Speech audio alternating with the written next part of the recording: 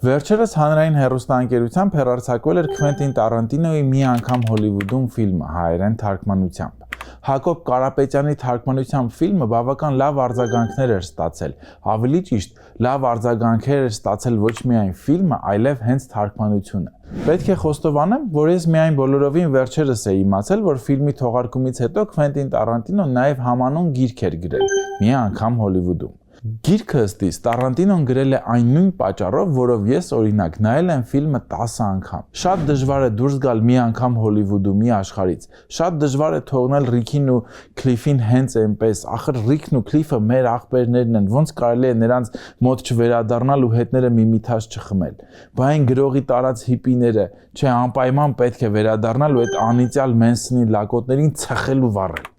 Չէ, անպայման, հենց այսօր պետք է վերադառնալ ու մի քիչ էլ լոսում էս կողմ են կողմ քշել Կադիլակով։ Տարանտինոն, ընկերներ, գրում է մոտավորապես այնպես, ինչպես նկարում է։ Եթե կարծում եք, որ նրա կինոները հեչ լավը չեն, ուրեմն գրքին էլ ձեռք մի տվեք։ Իսկ եթե համարում եք, որ կինոները լավն են, ուրեմն գրքերն էլ կսիրեք։ Բայց դա ես այս ամեն ինչը չէի ասի, եթե մի հանգամանք չլիներ։ Գիրքը գրողը տանի, իրոք լավն է ու արժանի է, որ թարգմանվի հայերեն ու հասանելի լինի հայ ընթերցողին։ Ինչու կհարցնեք։ Որովհետև սա մեծագույն խնամքով ու մեծագույն սիրով արված աշխատանք է, հավերժացնելու մարդկության պատմության ամենավառ ժամանակաշրջաններից մեկը։